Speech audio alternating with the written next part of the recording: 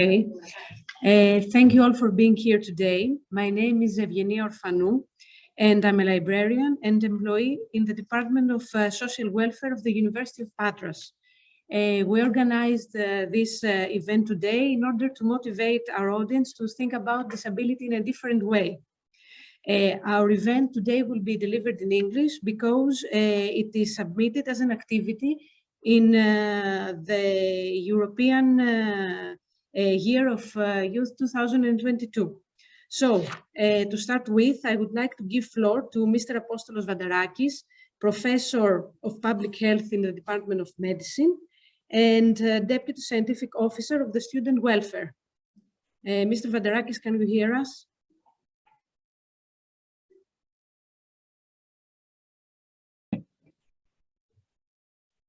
I can hear you, but you cannot hear me. He's speaking, but we can't.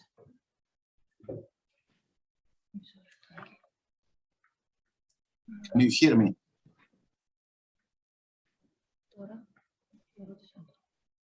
Can you?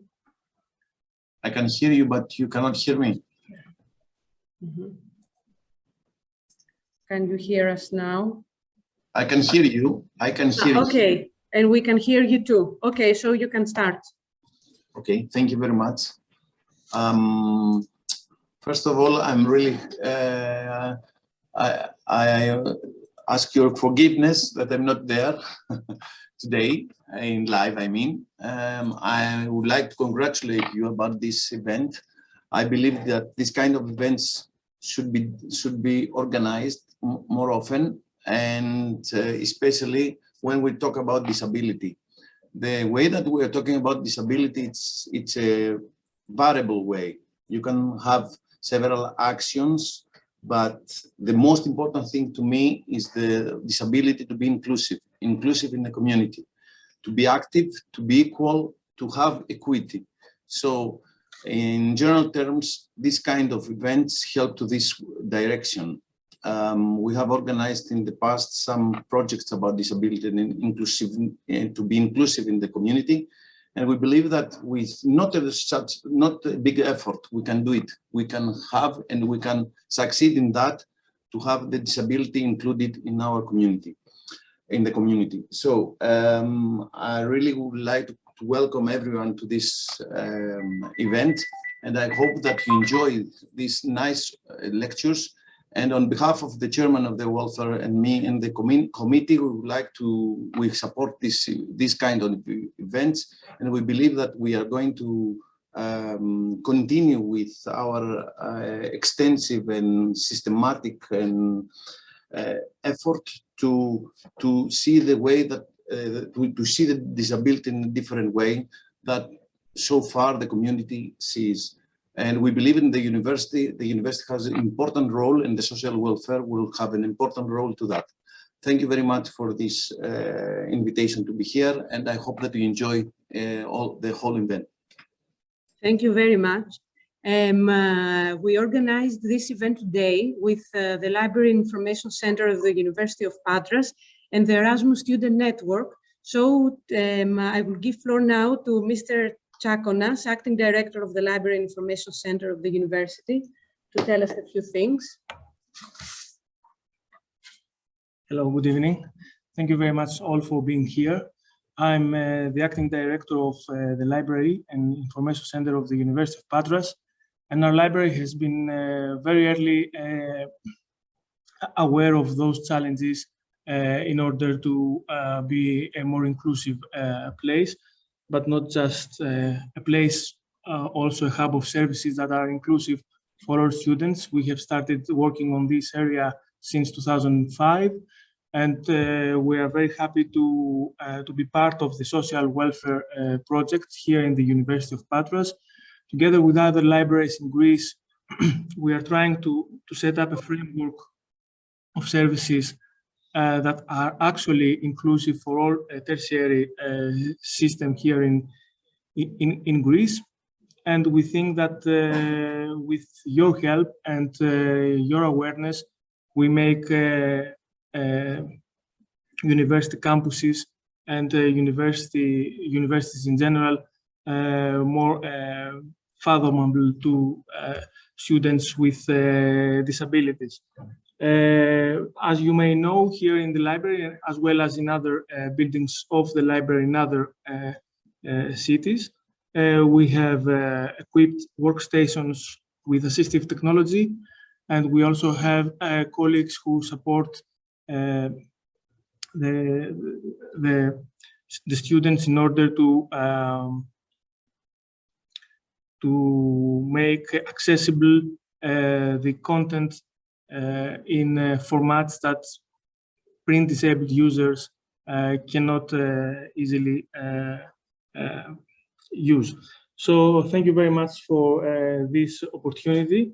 The library will always be next to social welfare project, and we're really looking forward to the workshop today. Thank you very much. And now a few words from the ESN representative, Ms. Renia Gouzi, who is a student in the Department of Physics.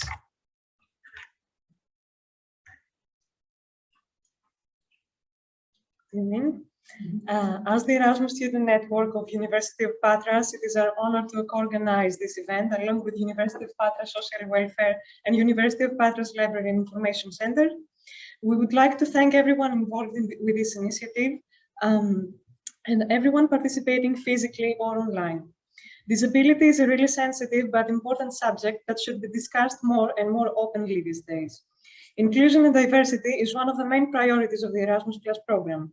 We seek to promote equal opportunities and access, inclusion, diversity, and fairness across all of our actions. Organizations and individuals with fewer opportunities participating in mobility actions are at the heart of these objectives. And with this in mind, the Erasmus Plus program puts mechanisms and resources at their disposal. When designing your projects and activities, we try to have an inclusive approach, making them accessible to a diverse range of participants. Impactful activities like this one are important for our generation and all others that follow in order to change the way we see disability. 2022 is the European Year of Youth, and for it to be a success, it is fundamental that we hold discussions around topics that matter to us. It's time for the youth to step up, to be vocal, and to turn theory into action. An unhealthy social perception of disability, alongside frequent lack of accessibility, are the main reasons our society displaces disability from normality. This mentality needs to change. It is crucial to realize that it is our very own responsibility to change or improve our stance towards the stereotypes we choose to follow and opt for their extinction. Each and every one of us has an equal right to travel, explore, and enjoy life to the fullest. After all, inclusion is what makes the world we live a more vibrant place. Thank you. Thank you very much, Renia. So we will start our event today, and I would like to invite Chrysostomos Pazaridis. Chrysostomos is a physiotherapist with a Master's of Science in Manual Therapy from the University of Birmingham in the United Kingdom. He has worked in various private practices and hospitals, both in Greece and in the United Kingdom, and since 2018 has been the physiotherapist for the social welfare in the University of Patras. His speech today will help us understand motor disability and visual impairment and proper interaction etiquette. Thank you very much, Eugenia.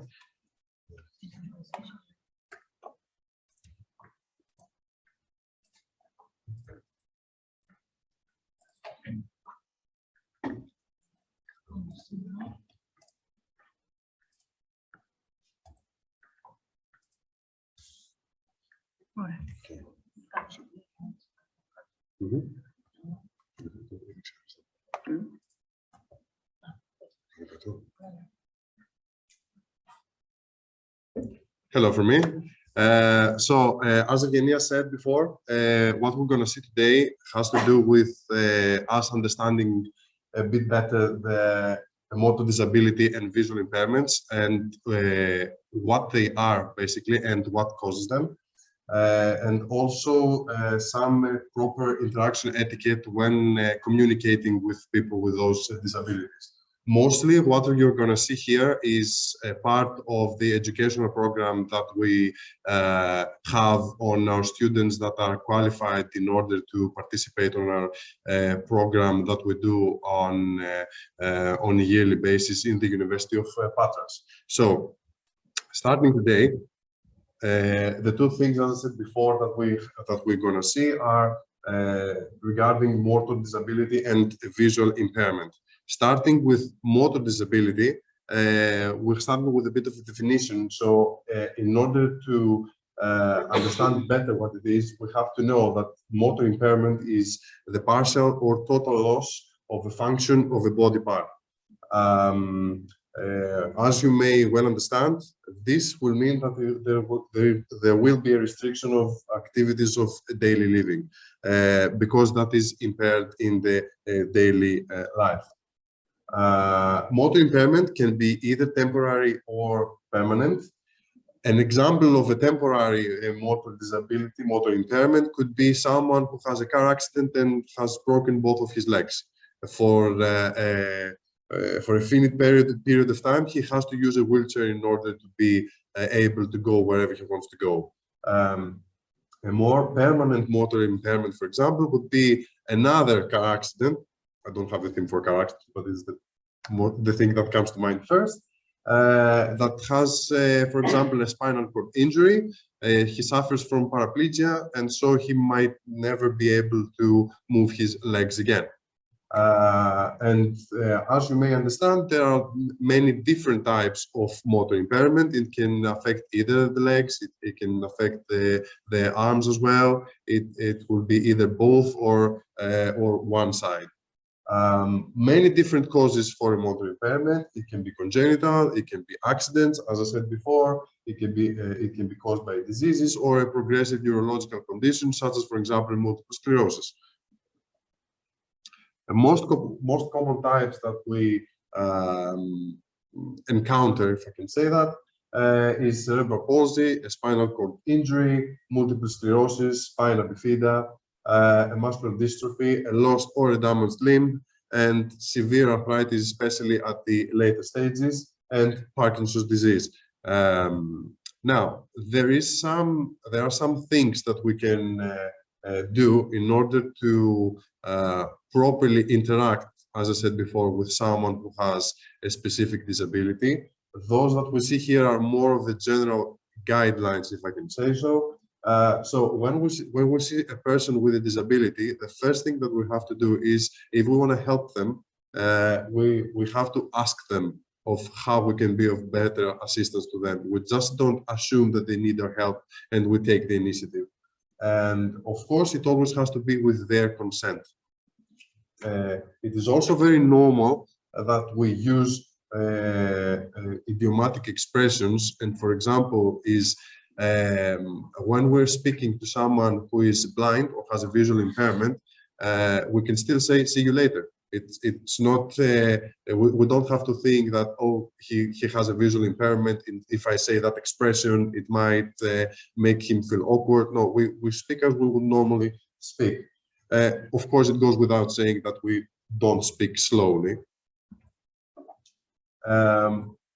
Very important, this one. When we speak to a person who has a disability, we speak directly to that person. If he has an interpreter with him, we also speak to the person with the disability first. If you're not familiar with someone who has a disability, it's usually best to avoid asking sensitive information regarding that disability. It might be a bit awkward if first getting to know that person, asking those specific informations. And the other thing that we see, especially as a physiotherapist myself, I can sometimes see something which is a bit wrong, if I can say that.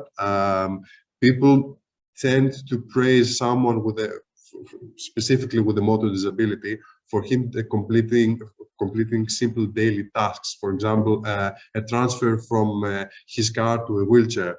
It's awkward if you say, "Oh, well done, that was a very good transfer, you did that perfectly." It's usually best to avoid that. And it's very important to know that we have to be discreet and patient. Again, it goes without saying that the person with a disability is equal as you. You behave to that person as you would behave to anyone else. The disability doesn't make that person different than you. And by no means you should treat someone with pity because he or she has a disability. More specific now to motor impairment, don't be nosy. So someone who has a motor impairment, you might see that there can be some difficulties with movement on his legs, on his arms. There might be tremors. There might be some movements that you're not accustomed to. So it's better to avoid staring at them. But again, do that in a normal and sensible way. Don't just see someone with a motor disability and turn your gaze away. It's going to be awkward. As you would treat to anyone else, you don't just stare to a person whenever they do any ability. No touching of the virus-assisted devices that they have. So not only the wheelchair, but someone might be using a cane. You don't just take his cane and just lean on that or do anything else. However, if that person asks you to move that assistive device, then you can do that. And when speaking to someone who is a wheelchair user, it's usually best to lower your body in order to have eye contact. You have to take into account that if there is a motor impairment and, for example, his neck might also be affected, it might be difficult for that person to even look up to see you if you don't lower your body. You don't lean on that wheelchair. It's personal space. We have to respect that. And by no leaning on the wheelchair, it also means that we don't just leave stuff on that wheelchair, if I can say that. The example here shows that you're asking that person with the wheelchair to hold things for you, just leave bags of a supermarket, for example, on you. Not a good thing. However, again, it goes in the same category as we said before. If that person is a friend of yours, then this forgoes what we're saying here.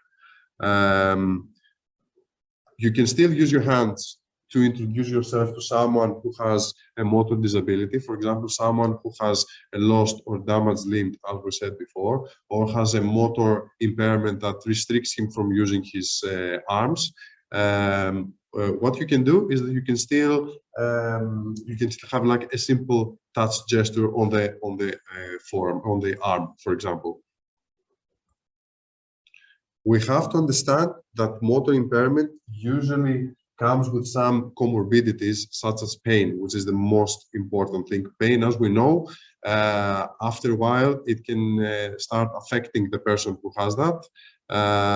You can see him being a bit more angry, not directly at you, but generally. That's why I said earlier, you have to be discreet and patient. And we have to understand that there might be more other impairments that can affect his speech, his memory, or even his cognitive functions. What I say on the bottom of the presentation here, that the social aspect of disability is important. Yes, there is the motor impairment, but if the whole, I'm not going to say the whole world, but if everything was accessible and the whole areas were accessible to those who have motor impairments, they wouldn't be so, they wouldn't have the need to be disabled, if I can say that. Now, this is the first part for the motor impairment. What we're going to see next has to do with sensory disabilities. Chrisante, is it okay if I just move the cursor a bit up? Yeah. Okay. What we're going to speak about today, it has to do with blindness. So it's it's more about the visual impairment. Now, visual impairment is basically the definition for that is a term to describe any kind of vision loss. It can be differentiated to those who cannot see at all and those who have partial vision. I think in a report from WHO in 2015, we had 285 million people who were visually impaired worldwide, and 39 million of them were blind, and 246 million had low vision. Of course, there's difference in between blindness and partial vision, and that has to do with the visual acuity, the field of view, the photosensitivity, the color contrast, and motion and shape recognition. Also very important to know that only usually 10% of people with blindness have no light reception. Most people respond to light or darkness stimuli or moving objects.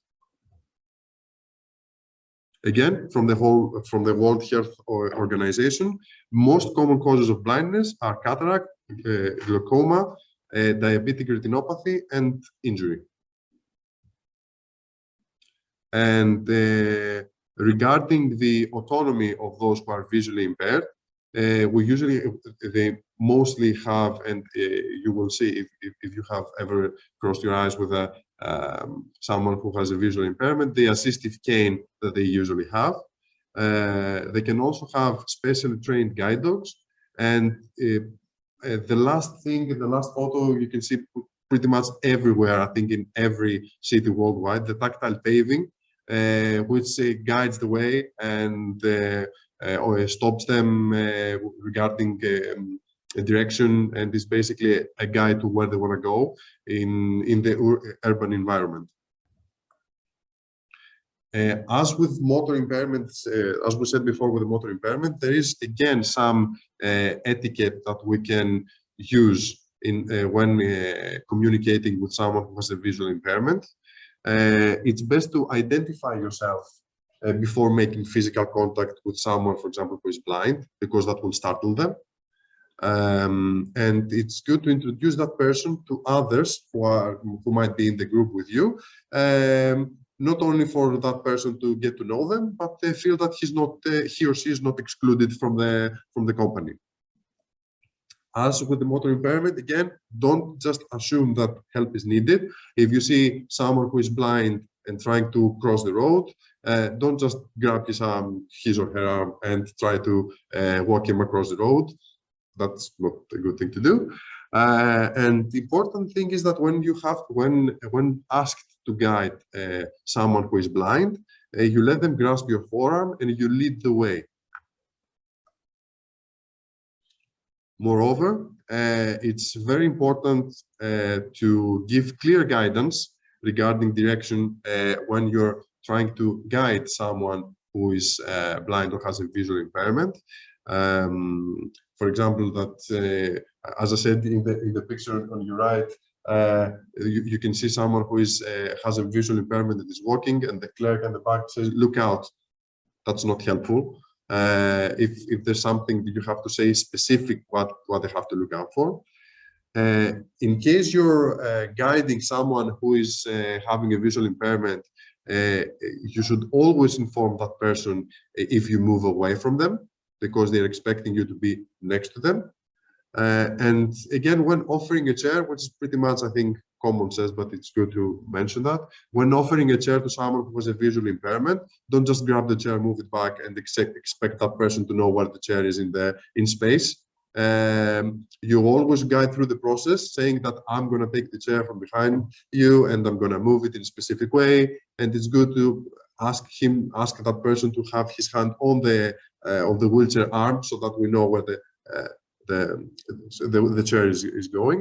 And again, no need to change the tone of your voice or the speed of your voice when speaking to someone who has a visual impairment.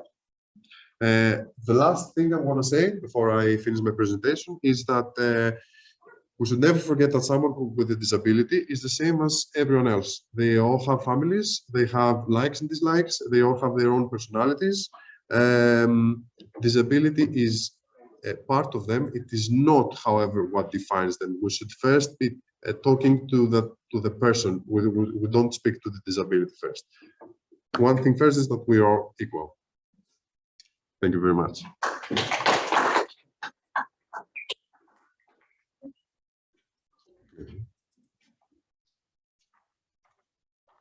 Thank you very much. Indeed, very interesting. Sometimes we think we know, but we really don't, and we should be aware of those issues. So let's continue now with Mr. Anastasopoulos. Mr. Anastasopoulos is a clinical psychologist and works at the Psychological Support Office of the University of Patras. Today, his presentation relates to the concept of disability along with the problematic occurring in the physical life of the individual.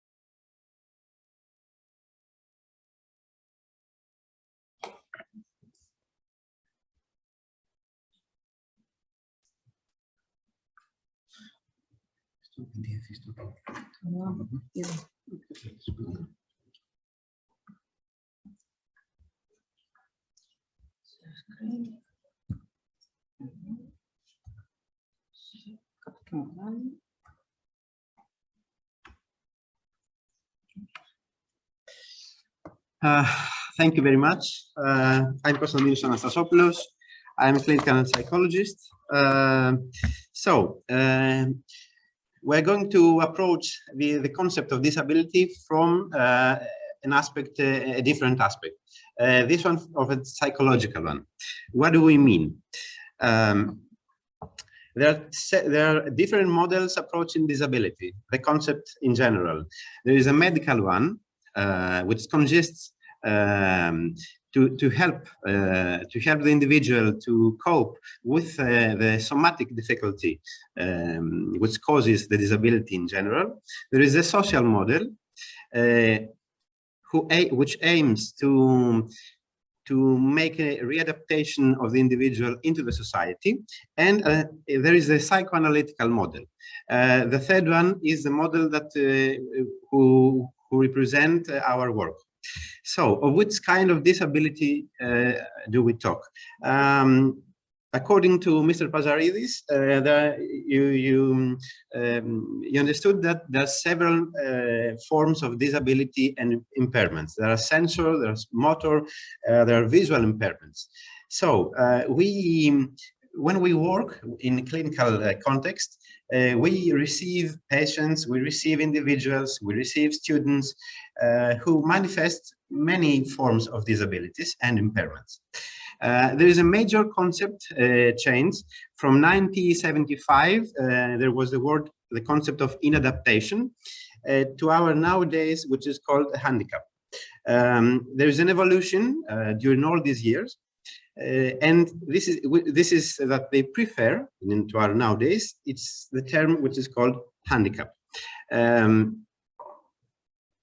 It seems that there is a more accessible term. It seems that there is a more accessible notion who represents mostly all of these which are occurring during a disability. So there is a clinic of disability. What do we mean? That there is something else beyond attacking the somatopsychic integrity. We want to say, and we want to underline that when we speak of a disability, we speak about a person, not about a condition, not necessarily about a situation. Although the definition from the Treaty of the United Nations speaks for a condition, we receive individuals who do not speak about a certain condition. They speak about something else. They speak about a pain, but not a somatic pain, which is understandable. But they speak for a psychological pain. What the person, what the individual feel when he speaks or when she speaks about the pain who have to bear all days, what has to say in front of us. So something that we observe usually is that when we receive a person who has an impairment, we understand very easily that there is a misconcerning of his psychic life. Yes, the medicine, the physiotherapist must and have to do their work, but we observe that there is a lack of support concerning the psychological aspect of this situation or condition, that you can call it whatever you want. So what we observe, there is an important psychological impact due to the disability. And we have to acknowledge ourselves into another who is experiencing a situation that is not familiar from our experience. We don't know what he bears. We do not know what he knows about it. So we can speak of a notion, we can speak of a different concept of the alterity that we find in the patient, in the person who represents for us a person who talks, who speaks about what he manifests, for what he has to do or for what he can't do during the tasks that he has to do, like studies, like the activities, like the social life. So there are many obstacles if we want to understand further this concept, which is called disability. And this has two reasons. There is a double character of this resistance.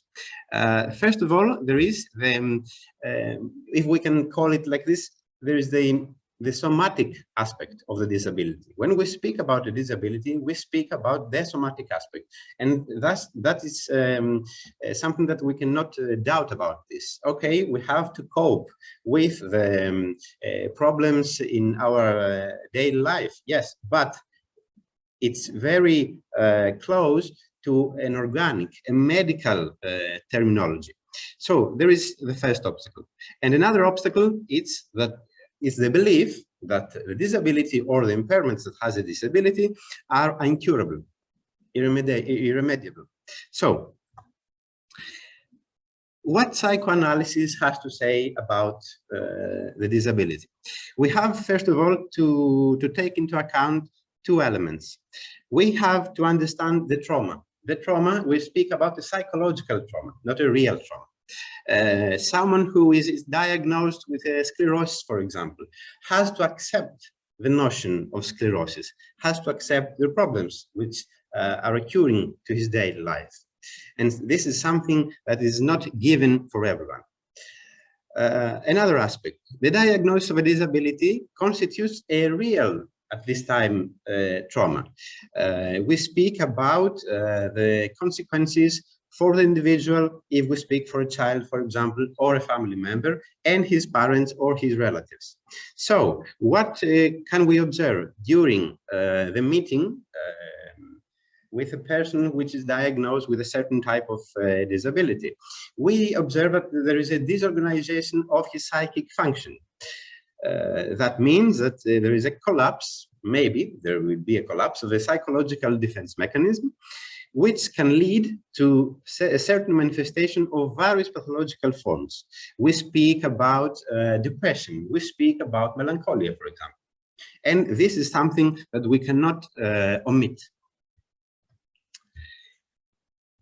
What can we propose when we have students here in the university, when we receive some clinical cases which demand to see a psychologist, and they demand it in an urgent way?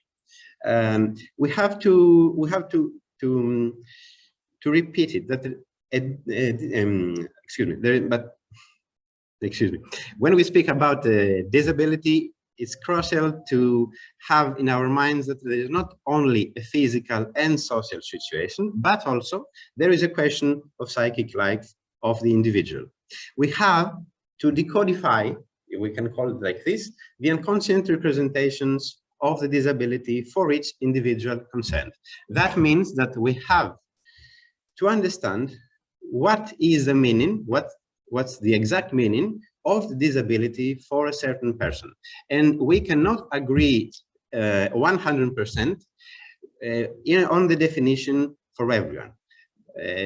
What we mean saying this, that if we are, for example, 100 persons, we cannot agree 100% that we define that disability is that one in psychological terms, not in social or physical terms, and we can receive many opinions and many beliefs about what disability means for each one and in which context affects everyone. So disability for us, there is more, we can call it a knot of relations. That means that there is not only the patient or the individual or the person, there is a person who has a family, there is an individual who is a student and who is striving to achieve his goals, to finish his studies, to achieve other aims. So we have, maybe you've heard it about empathy. There is a concept, we work with this term, and we have to recognize, we have to understand the singular experience of each kind of disability. Meeting the disability, the person who is diagnosed with sclerosis or another form of disability, we can see it as a co-creation between two persons, between the person itself, his therapist, the person who cares about him, whether he is the physiotherapist, whether he is the psychologist, whether he is the caregiver, for example, or a friend, or his professor when we speak in a context of, in a university context. So that is all. Thank you very much.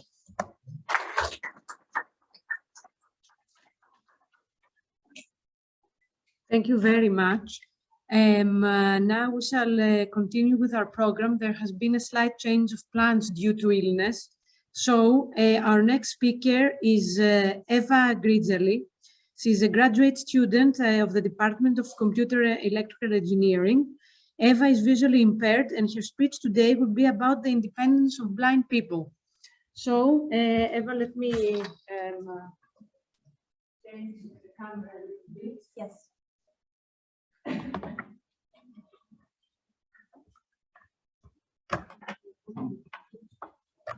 It's okay? Let me thank you.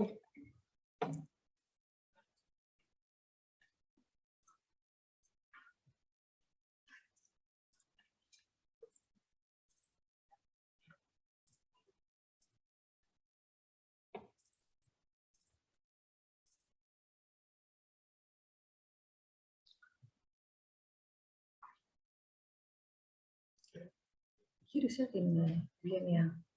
Γύρισε την κάμερα, όλο το τρίποδο.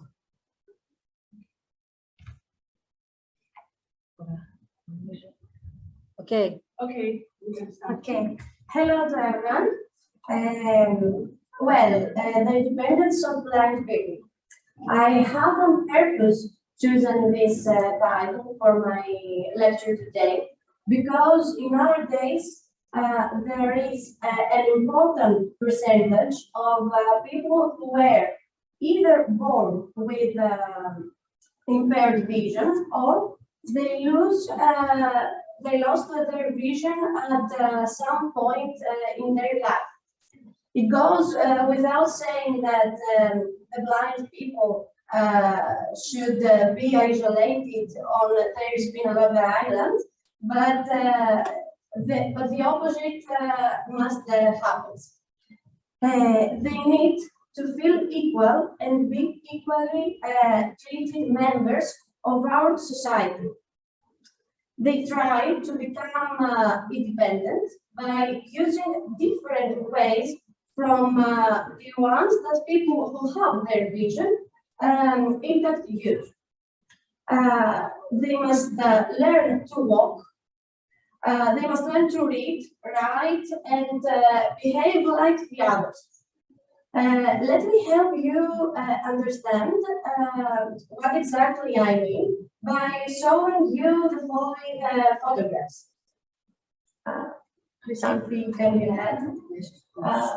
Well, first of all, a blind person can naturally walk at the city's streets and use all means of transport.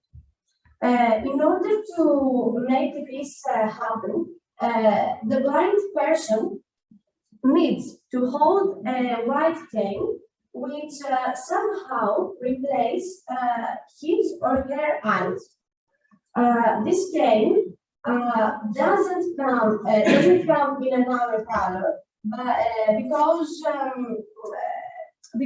it has to be different from the cane that old people use.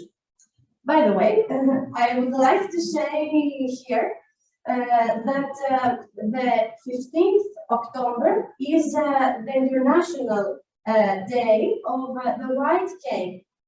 So let's continue. If a blind person finds an obstacle, he or she makes semicircular arcs right to left to move. In my country, there are many obstacles which the cane cannot locate because there are so many of them and of different kinds of obstacles.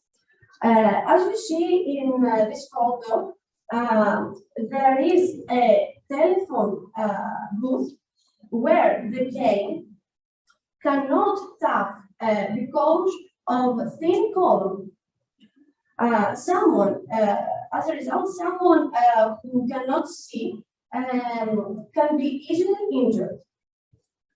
As I said before, there are various kinds of obstacles, such as narrow or broken sidewalks, on which one can find bumps, can find parked scooters, stacks of goods, and a lot of plants. So it is very difficult for a blind person to walk along the tactile pavement in order to be safe. When the moment comes to cross the road, the sense of hearing helps the blind person detect the vehicles. However, many cars are now silenced. As a result, a lot of blind people are victims of accidents. As far as the education now of the blind people, they learn to write in a totally different way thanks to the method of writing braille. This alphabetic form was created by Louis Braille in the first half of the 19th century, and it consists of 6 bullets, as you can see. The various combination of these bullets form different letters, numbers, and punctuation signs. In this photograph, you can notice these 6 bullets, as I told. In addition, specific machines have been invented to help blind people have better and live better and be able to communicate, such as printers, such as typewriters, specific programs of speaking, programs with Zoom, and screen of reading the braille, which are connected with the computer. Today, blind people use the computers and learn the blind system just like secretaries. A more important subject is the higher education. In Greece, in the past, blind people could not easily study at the university, as few departments only could make it possible. Today, this has changed. Blind students can enroll at different departments, such as mathematics, chemistry, technical computing, and others. University attendance for blind people is certainly very positive, but it doesn't mean that they are not any problem. The biggest problem is the accessibility of the university books, which are not digitalized, and it takes a lot of time to do that. In addition, it is almost impossible to have access to other books, and as a result, general culture is not accessible to blind people. Although several blind students graduate, unfortunately, their reading is limited. Recently, a medical student who lost their sight during his studies had to change his specialization from nephrology to psychiatry. This person is example for all of us. Technology has finally played a significant role in blind people adapt. However, still problems persist.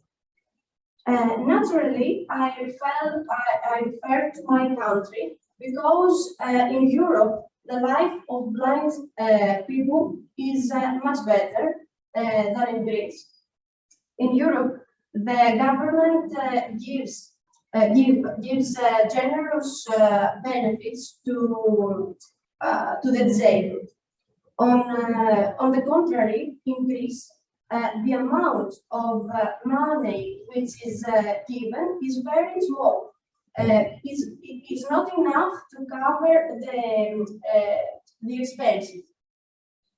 Especially today, because of the financial crisis, a Greek blind person cannot afford to buy a machine such as a braille display, a braille bar, unlike a blind person in Germany, where governmental allowance are much higher.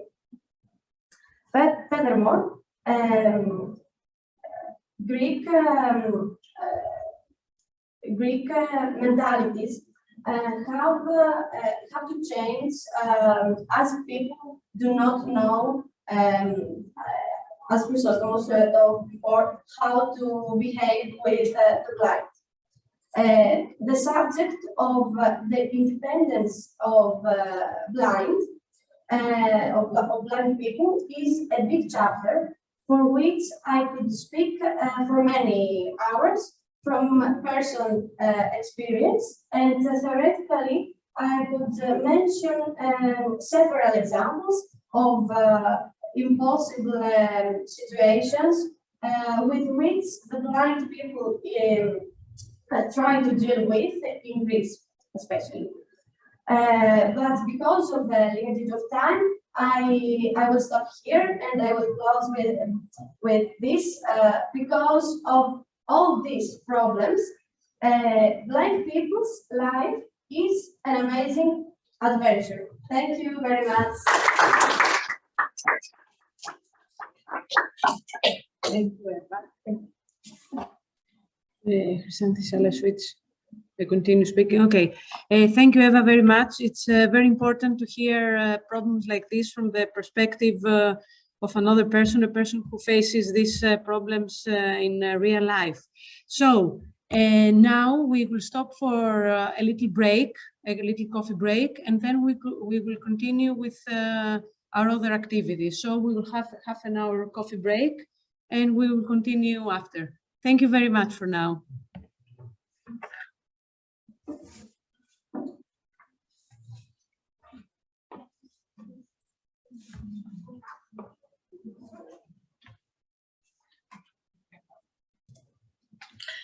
Okay, hello everyone. I would like to thank you all for being here today. It's great for us to see that you are so interested in this topic.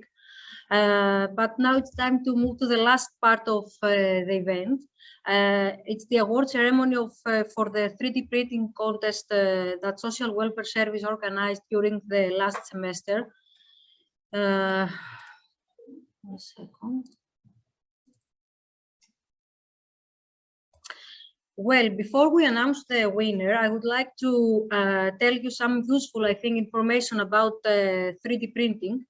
3D printing is the process of construction of a three-dimensional object from a CAD model or a digital 3D model. The idea is that a material is deposited, joined, or solidified under a full screen. Okay.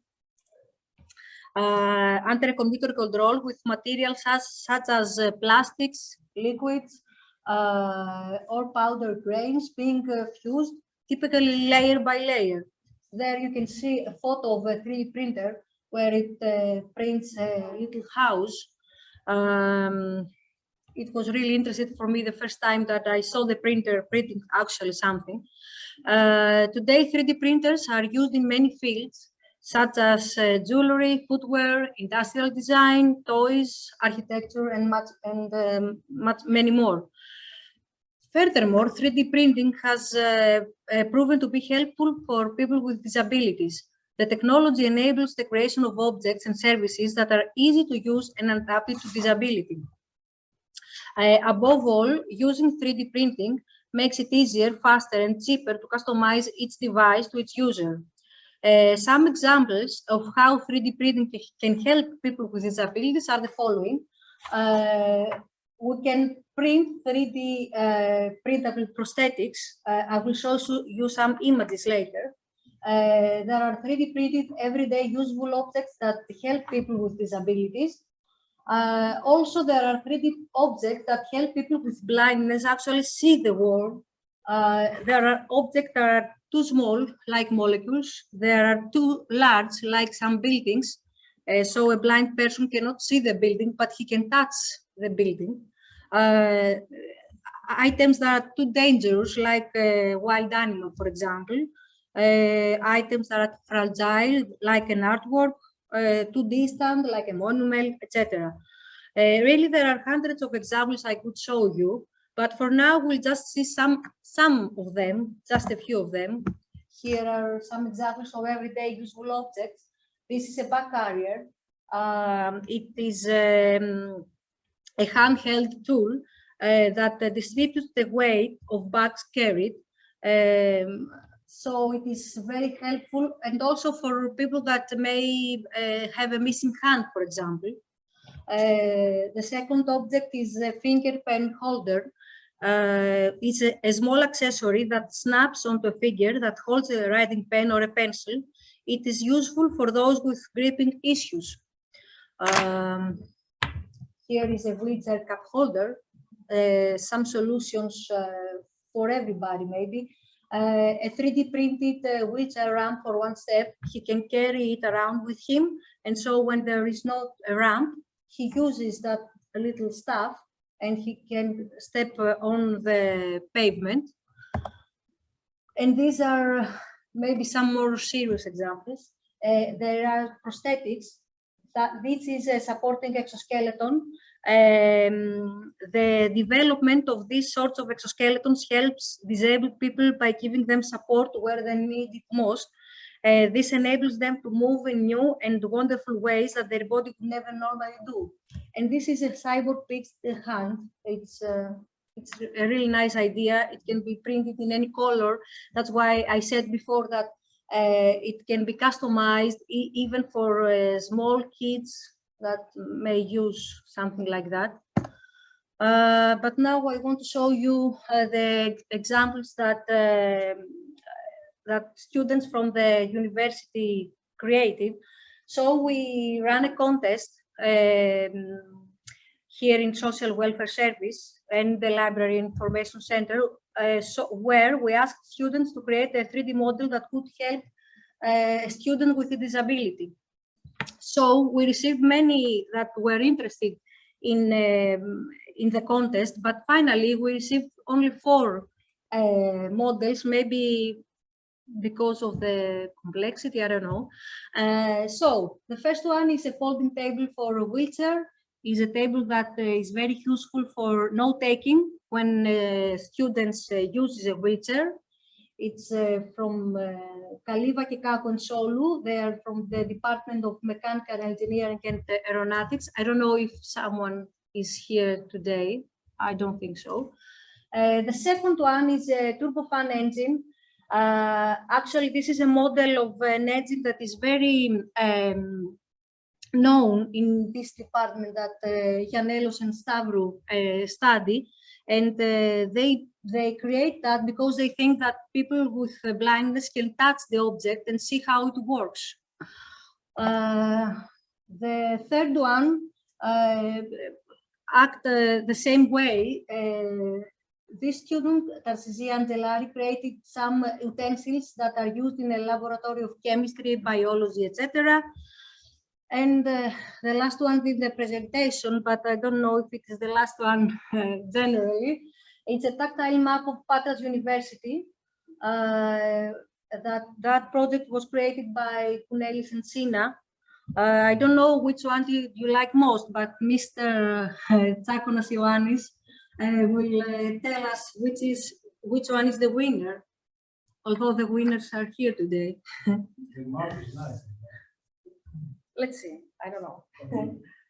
So, yes, this is the closest I can come to an Oscar award ceremony. So the winner of this contest, and I would like to thank all of the participants for investing their time, their energy, their ideas, and their interest, of course, in the competition and the awareness of the issue, of the topic, is the tactical map of Patras University by Agisilaos Kounelis and Ioannis Sina. Are the winners here among us?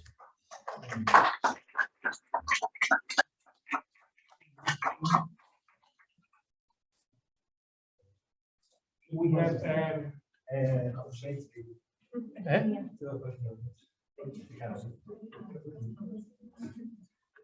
okay, so we have all of the participants who will receive some gifts, but you know this gift is much more special for you. Thank you very much for participation. And we would like to see that happening in reality. You have a little presentation. Yes. Yes. And you have to introduce yourself. So let me find your. You have a mistake? Yes. Okay. I'm sure you can do it. Το βάλω εδώ.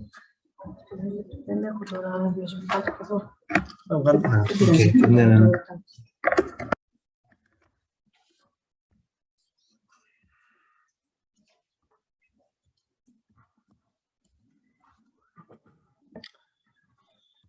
DC Comics. Ωραία. Presentation. Πού είναι εδώ? Σωστά τώρα. Ναι. Ωραία. Ποιος είσαι? So I'm Magis and he's Yannis. Our idea was to create a 3D map for the university using bright labels on top of the buildings. So let's start. Here you can see our inspiration. Our goal actually, we can start like, we thought like people with visual impaired people have difficulty, for example, walking through the university campus or other places, not only university, which for us, I mean, for people who are not visually impaired, is a piece of cake. So we decided to draw a three-dimensional map for the, our model is based on the University of Patras. As I said, with bright labels attached on the roofs of the building. So the people, visually impaired people, are able to touch the buildings, the labels, and understand which building are they at the moment. This was our inspiration. And this is an image of the final result, of the final model. And the white objects represent the buildings of the university. I think the library is right here, maybe, I don't know. And these, the red objects are the labels, which contain letters on it, and you will understand why in the next slide.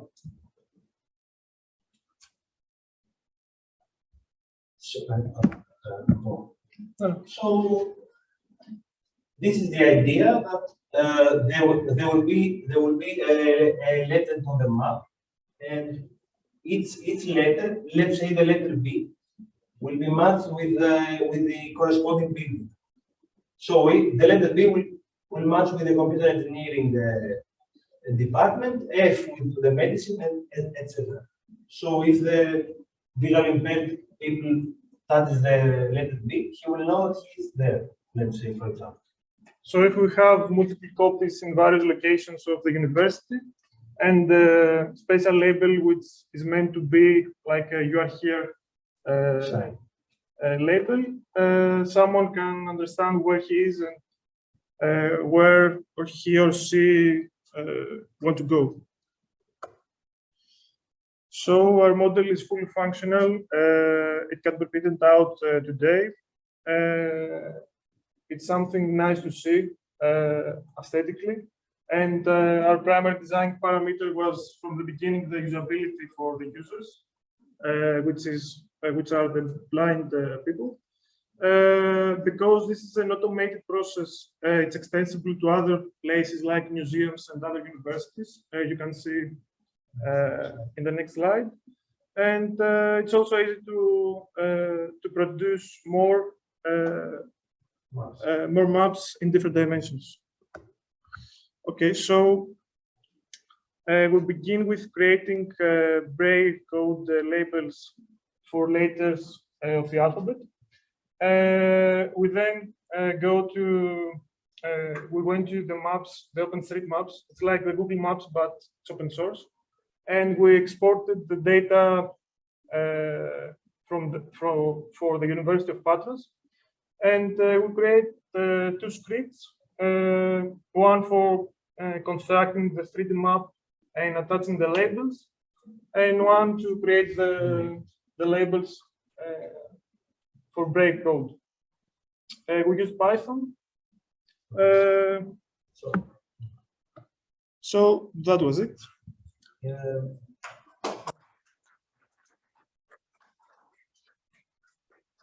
Yeah, if anyone wants, can check out the repository for the code below. Oh, great. I don't know if anyone would like to. Maybe we will use it. Yes. No, really, it's really nice. And I wasn't one of the judges, but we really like it. So we think it's something that we should have in the university. Yes, maybe. Maybe I was one of the judges. Yes. It was a very good idea. And very helpful. Thank you. We hope sometime in the future it can be used maybe somewhere. We'll be in touch, I guess. Okay. Okay. How long it takes by the time you have them up to print it and do the by code? For the cash. Do you mean from the beginning of the process? Time, yes. You have a map now, you say to a friend of yours, I'll have the map for you so you can fill it. How long it takes? To create the model, it's like 2 minutes, but to print it, I don't know. It, The model will need the file. The file. All together, and the 3D process. Hours, Hours. 5, 6 hours. Maybe more, it depends, but I think that this project may more than 6 hours. I think we think that the most exciting part is that, as I said, is it can be extended to other places because you just choose 4 points on the map, and you get all the buildings that are in this square, and you print them up. That's why it's more exciting. But you know, an average object to be printed, a small one, needs about half an hour, not an hour. So something like that, maybe 6 to 10 hours. But once you print it, it's really helpful. Can I ask something? Yes. About the special label you put here? Once you print the map, I mean, does this map has an association with an app or something, and you can print it? And then how can you know where you are? this is why we said that about the spatial label. If you are in a Zoom app, for example, there is usually a point where it says you are here now. So you can understand where you want to go, where you are now, and where you want to go. So if something like this exists here, it means that you know where you are. So if you have a label here with something a special character like Z, and the people know it. Okay.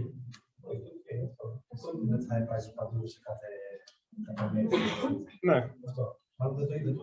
Questo. The book. No. Maybe we didn't explain well, but the point is that in various points in the university, let's say, there can be some of these maps. So the visual impaired people can touch maybe these points and understand where they are. Yes, this is not something you meant to have on your hand and walk with it. Okay. It's something that's repeats if you print various of them and put them in every building. So in every building there is a new one, so you can find your way around. Yeah, first I thought to do something that you your hands. No, Okay. Yeah. Okay. But nice idea with the app. The labels and the buildings are printed separately and then like glued together, or are the labels are in the 3D model and then printed? Both can be done, but I believe that our approach is better, which is like create just one model for everything. It's automated, but you can also print a map and then manually attach the labels with your hand. But the image here is from one model. It's one model. It's not. I mean, one file. I don't know how. Any other question? Okay. Thank you very much. Thank you very much.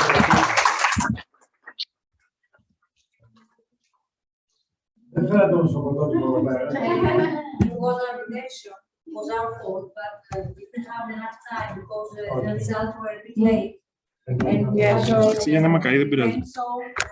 hopefully we will print that map.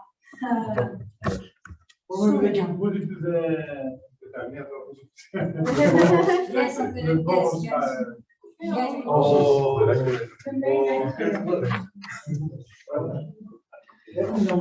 Thank you very much. So, So we would like to thank you all for being here today and those who watched us online. And we hope that this was a very interesting topic for you. And have a lovely afternoon. And we'll see you again in one of our future events. Thank you very much. Thank you very much. Thank you very much for being here.